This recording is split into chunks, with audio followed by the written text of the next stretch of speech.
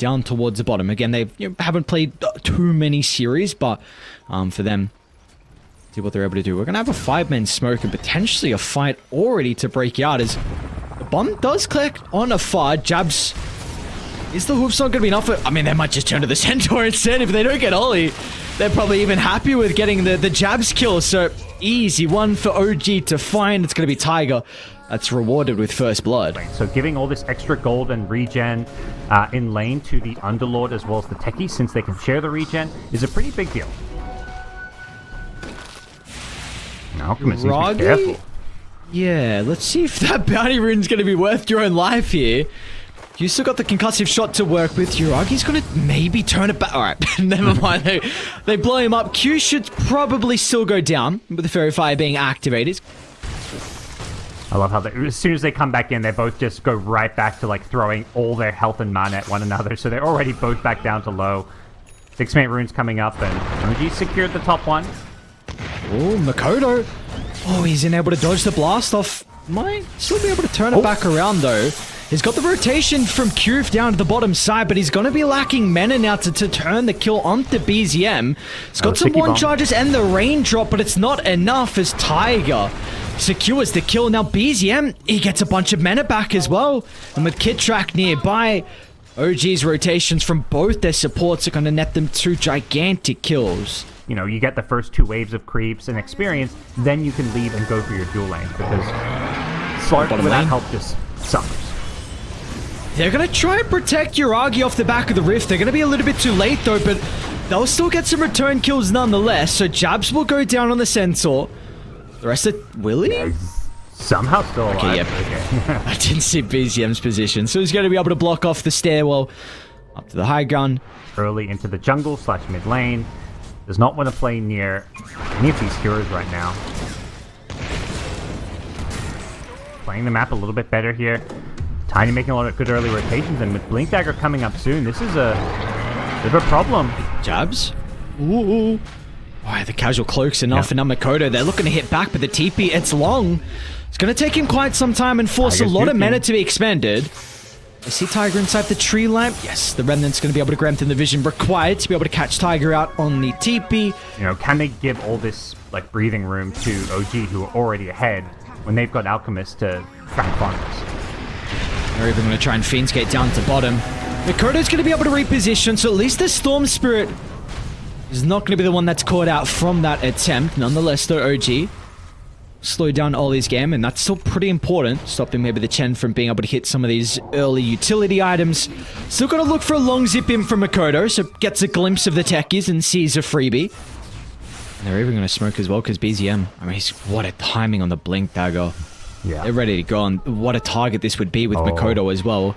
He's in a pretty good position to pop the smoke. They haven't got a glimpse of it just yet. Makoto's reactions, though, and now they're going to instantly funnel into the neighborhood. Stampede helps them close the distance. Even 23 Savage wants to get involved as well.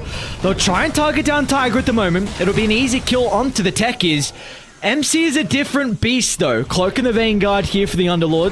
And what, BZM? He actually found the angle for the toss back. So Q stepped a little bit too far forward. Maybe he's baiting, though, off the back of the hand of God. Q's okay in the turnaround.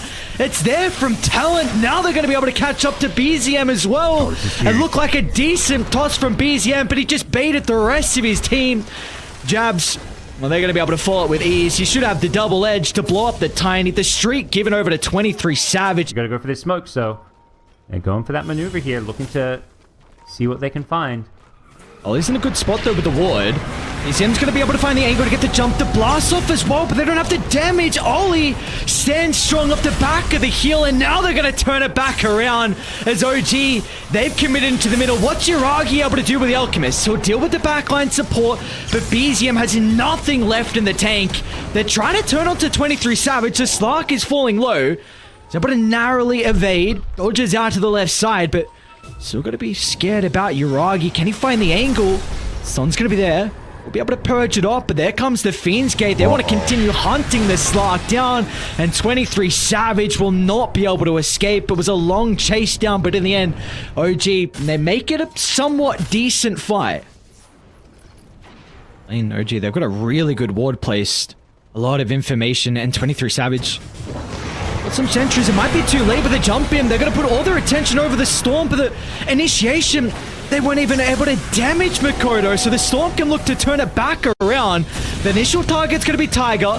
That'll enable Yoragi to move inside the middle of the fight as another round of the spells will secure the kill onto Jabs, and Yoragi has got the blink back up to work with as well. A quick jump onto the backline. BZM, he's going to turn his attention to the secondary support as well. They recognize they've got plenty of damage for Q. Why not go for Ollie as well as a toss on further, just giving Yoragi that helping hand he needs to close the distance. This is pretty big. You just TP'd MC top, so you don't have all your auras, and Talon, they're actually smoking into them. So you're going to be minus the Underlord, and this is maybe a big opportunity for Talon as Savage. He's going to be able to double pounce over the top. Tiger gets some separation, but that's where Makoto is able to come into play. And with an easy cleanup onto both the supports, and BZM, move. Don't move, BZM. Jabs, do they see the real one? They hit him. Ah, finally they do. They get a glimpse of where he is. Tiny, there's no escape. He tried to find a little hidey spot inside the tree line, but that's not to be. And just what a beautiful timing from Talon. I even used the Stampede though, so bottom lane now. Mikoto, first stun's gonna connect. Tigers, he got the follow-up. He does. All right, Yoragi and Tiger in conjunction together are able to get a big kill onto Mikoto. Potential to be able to catch someone out. He's actually, hold that thought, because bottom lane... What the... That's so unlucky. He hoofs up as soon as he blinked in. What is the timing on that? Calculating. He's like, I saw that game coming. Actually want to fight. BZM a little bit isolated from the team. They're going to be able to blow him up before the reactions. Gets the pipe to protect some of the damage, but it's not going to be enough. Down goes BZM. And now Talon, they're going to try and turn to Yoragi as well. 23 Savage starting to build up some of the stacks, but for Talon, they want to in and out side of fight. Trying to build up as much as they possibly can, but they've got to respect them still inside the middle as Yoragi is going to finally lock onto Jabs. The Chemical Rage is going to expire shortly. The Talon want to go back in though afterwards. They're going to be able to catch up to Mikoto, and he's out of mana and soon to be out of health as well. So in the end, OG, even though that rough start with losing BZM, it's not going to matter in the end. If nothing can kill him, he'll just absolutely eat you alive. Link and Shadowblade give him a ton of mobility to just jump whoever he wants, and unfortunately with Talon, like, even the Slug just couldn't quite build up enough essence shift to take that fight. Proto's up in 10. Let's see if they're going to be able to get the start. Jab's going to go towards the backline. Great telekinesis from Kidtrack. The Hoofstomp's still going to be there nonetheless. They're holding them down for the moment. They'll still be able to get the kill into Ollie. 23 Savage towards the backline, but he's going to be cautious. The damage is ramping up, and Savage just is able to blink away at the last second. And Makoto, he's looking for the cleanup onto Kidtrack. It'll come at the cost of his own BKB though, so is it worth it in the end? I mean, OG, they can keep going on for the buildings. They'll get at least one lane. They may even just go for mid now. They know. It is Chemical Rage expended though, so that's always something that Talon need to be keeping their eye on. Under the cooldowns for the Alchemist. Maybe that's a bit of a vulnerable window for him. So he's going to start off the back of that. Again, though, the Hellbird makes it really difficult for Savage to be able to feast inside some of the middle of the fights. Might be time to back off soon. That Chemical Rage is going to be wearing off shortly. Jump in from BZM. He wants to go back in. Stampede's going to help them reposition. Jabs has got the follow-up. Once again, they're putting all their attention onto BZM, but the BKB is going to be activated. The turnaround, Yoragi finds a triple concoction. Easy like that. The tips are well-deserved as well. BZM, he's taking all the spells, allowing Yoragi to find that beautiful opening. 15 6-minute armlet blink dagger. And usually the issue is you don't have points in acid and stun them because you have to max your Greevil's freeze, but this outfit is killing everyone. It's a pretty decent stun from Jabs. But they're going to be able to reposition accordingly from OG. They'll turn it back around. A couple of swipes. Take away the Centaur's life. And our MC, he's been in the throne. Why not? What has he really got to fear here for the Underlord? He can stand strong because he knows he has the follow-up standing right next to him. They're just waiting for the opportunity. And they'll see it now with Savage jumping a little bit too far forward. And the G's will get dropped. So OG once again continuing off with a strong start here. They're going to be able to take game one very convincingly. We shall see. Ready to learn from Makoto's build as well. But We feel like the lane's over. Well, actually, Q bottom lane is in a little bit of trouble. Talked about the TMPA lane. They've got the kill threat there always. Probably gonna find it as well. Q trying to duck into the trees. Can he find a little hidey hole? Yuragi gets a glimpse. Another round of the spells from Kitrak should reward them with first blood. But just a small reprise for Talon here, where they're not in too much danger until that regen comes out. So we don't really need to talk about mid lane too much. I mean, this is a Lesh Alchemist. Maybe there's some kill potential with the Lesh. I think it's actually top lane. Later kind of lane. What? Those levels to get the early level 6 and then hope that he can dominate this Omni Knight. Then again, though, Mikoto, another attempt onto his life. Can they hit level 6? I'm still not playing with the level. Okay, there we go. They've got the 6 now. Extra little bit of damage. Nice sidestep from Mikoto. He's still going to need some assistance. They might just turn to Ollie instead. I mean, this is a much easier kill, but both the Talon supports have had plenty of time to be able to rotate. So cute. Oh, he's not going to get Kitrak. Steps over to the tree line, playing with the Fog of War perfectly. As BZM, he's got the Arcane Boots as well to freshen up a little bit. So more mana to look to work with, and that's going to result in a double kill. He's under the tower, so with extra minus armor, BZM's probably going to end up going down. So Mikoto, no, he's going to be pretty happy with the exchange. As much as Alchemist wants to become this like super active hero with Unstable Concoction plus Meteor Hammer, you kind of have to keep defending mid. But Mass TP is down to the bottom lane. Jab's going to be able to turn it back around with a roar. But BZM, he's going to be okay. Tiger tethered up the Leshrac so they can repair all the damage and continue to chase down Talon deep under the tower as they need more rotations. Finally, it's going to come out off the back of Q. They won't be able to get enough health back from Savage. The Purification was cooldown for a little bit too long. Mikoto's going to funnel in towards the later stages of the fight. He might be able to get the kill onto the Crystal Maiden, but what else afterwards? You've got MC here. Timber is completely out of mana, though. And well, now it looks like with BZM here, they definitely will be able to find Mikoto. Jabs, he's up on the bridge, but there's nothing he can do. He's going to watch his teammate die from the high ground as OG.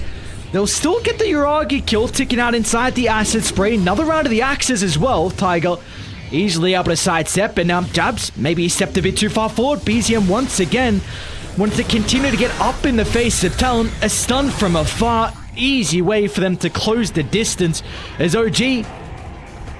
Beautiful fight for them to take, coming out on top inside the skirmish. Talon, they're back alive and looking to chase them away from the bottom tower, but I don't know. What's really stopping OG from going back? They've got an IO mech already, and with the Arcane Boots, everyone just gets fully healed, health and mana, so they're just always ready to fight on the OG side. Gotta be cautious, though. Concoction's gonna be able to set up for the Meteor Hammer. They need to deal with the IO. BZM's just shrugging off all the damage, and that's gonna enable MC to dive through the middle as well. This is IO 101. You kill the ball light, then you kill the rest of the other members. They're going for BZM. That and Fairy's Trinket is the better ones for him to have. And he's halfway to Kaya. Yeah. You need to make some monster plays on Talon. And maybe off the back of this MC kill bottom, but they don't have it. They're back bottom. They're here. Relocate down. A teleport as well from Kitrak. And Jabs is just in a heartbeat, surrounded by the OG members. And Talon, they're still trying to poke from afar with the impetus from Q, but he's only level 5. Doesn't even have the impetus maxed out. Always going to be cleaned up on the backline as well. And this is just a beatdown. OG, once again, are obliterating their opponents. I like this approach, saving global for the relocate. Roggy? They've got Roar and they're still nearby. Tiger's going to be able to protect him for the moment, but the Concoction will fly over the top. The Talon, yeah, they're so hesitant. As soon as they see BZM show up to the fight, and look at the backstab. Oh, Kitrak. Beautiful placement with the freezing field. Stops multiple escape avenues and a well-deserved tip as well. There's even a medallion on the IO. There's just way too much to say. Not to mention greater healing Lotus, so he's got all these Lotuses too. Alright, they're going to start on the Crystal Maiden. That's an easy kill for them to start. A bit of a freebie now for Talon. But let's see if you're going to be able to deal with all the other components that OG are playing with. The Global Silence going to come out early on. BZM's taking a decent chunk of damage, but the Yule Scepter at the last second. BZM will still go down, and hang on a second, Savage. Oh, they'll be able to catch him off over the left side as well as Yuragi. He's still in fighting shape. Q's going to be able to TP out as Mikoto will cover him. He too will be able to also escape. Then you can deal with the Leshrac once you take away all that healing. Dude, poor Ollie. I didn't recognize he bought back last fight, so that's a dieback for him. I mean, Uragi's very far away. They might need to relocate him to try and protect him. They're not even dude, they don't even get close to killing him, honestly. Half health. Stop that CM freezing field as well, which can be pretty powerful with the shard. Odo. Looking for the charge up. MC's got this barrier, though. Yeah. So they're going to be forced to avoid it. They're going to go in afterwards with a roll, but the global silence as well. MC is going to end up going down to start the fight, but Talon did have to commit very heavily, and now Uragi, he's got nothing much to really fear. Wait, Savage, look at the damage. All right, EA's forced to jump away. Savage going to try and chase Kidtrack down as well, and what's going on? We're seeing the Omni Knife is really able to get some right clicks off, maybe the Hammer of Purity as well. It looks like he does a decent amount. Get themselves a Wisdom Room, so... They know where they are now, though, from Talon, so they're probably going to try and race them to get up to this high ground to have this power position for the fight. They've got the Hawk as well to scout out. Kidtrack's going to be in a great position to pop the smoke, and they're going to be able to reposition accordingly thanks to this, as Kidtrack will be the initial person to go down. Global Sun's going to help them out. They'll turn to BZM as well. It's a decent chunk of the damage of the Leshrac early on, but he's going to be able to... Oh, he doesn't shrug it off. In fact, now Tiger's in trouble as well. Talon once again, they're going to turn to Uragi. The impetus damage starting to stack up from Q. It's going to be enough. Talon, have we got ourselves a ball game here? What is going on? See what they're able to do off the back of this maneuver. There might be a... Well, they see Tiger farming this lane. Looks like they're going to be just happy with the eye kill. A quick and easy maneuver from them to give them an advantage as a 4v5. So now you got 50 seconds to potentially do something across the map. Maybe this T1 tower top is a good start. The biggest showing in quite some time since maybe some of those big T1 results. Yeah, we're back in Dota. Both teams gonna try to figure out what's going on. Gonna be fast with the reaction. BZM's able to get the blink away. They're still gonna be stunned, so they'll have time to relocate down. Global Sun's gonna be cancel that, and Jabs gets close enough for the roar as well. So Parker, you were saying like after the pause, maybe it's just you want to blink. TP back has the capability to be able to blow some heroes up and get rid of those auras. See what they're able to do, though. Running up into this high ground where there is already a ward set up is not going to be an easy task, but Ollie, that's an important person. They need to take the silencer out. Ollie's going to be able to have enough time to react with the global silence, but Jabsy turns at BKB, stopping a decent chunk of the damage for the moment, so Uragi is going to be able to sidestep out of the fight, but meanwhile, Mind Control, he's stuck in the middle, where the Beastmaster damage is starting to ramp up, but Uragi wants to take Jabs out of the equation. Jabs going to be able to turn it back around with the BKB, but it will not matter. It's not enough to protect him, and OG, all they needed was one fight. The momentum was starting to build from Talon. OG get rewarded with a double lane of racks. The positioning from Talon, you know, playing around their ward just wasn't enough for them now that they had no longer had the Aegis in hand and that this nullifier was coming into play. See if they're going to be able to mount a defense as well. And this is your last set of barracks down bottom here for Talon, so what's the call for them? Mikoto is going to try and lead the charge. A decent chunk of damage onto Kidtrack early on, but is he really going to be able to escape as Uragi's hot on his tail? A 4-staff to reposition. Makoto's going to get out of danger, but 23 Savage, he's stuck inside the middle with the Nihilism just ripping him apart. There's no buyback for the Omni. They're going to have to do it 3v5. And meanwhile, Mikoto is caught out underneath the tier 4 tower as well. Uragi just jumping from one target to the next. Maybe Jabs is going to be able to turn it around though, but the damage, it's not enough. Uragi shrugs it off under the cover of the BKB, and now Talon have to duck and run back to the safety of their fountain. Yeah, Jabs is doing some big damage, but it's just not enough with some of his other cores just kind of melting there. PA has well and truly hit her late game power spike, and with Mega Creeps claimed, maybe one last fight with Omni back up in 15. You're not going to have the BKB on Jabs, so it's going to be very difficult for him to enter the middle, and well, Uragi looking to add more kills to the tally as well. There we go. Onto Jabs they go with the Nihilism. It's going to try and protect him with the global silence, but already the damage that's being pumped out from BZM, it's going to send them all the way back towards the base. You know, the buildings are vulnerable that OG can look to claim. Throne exposed. It's now or never from Talon. You've got the Alchemist up in a couple of seconds, but you're going to be down, Jabs. Your main damage source at this stage of the game. Now, Yuragi's going to turn for the cleanup. The G's are dropped, but they want to celebrate inside the fountain, the classic OG way. As they made him work for it in the end, but regardless, OG will be able to find the 2-0 to close out our day 2 of the group stages.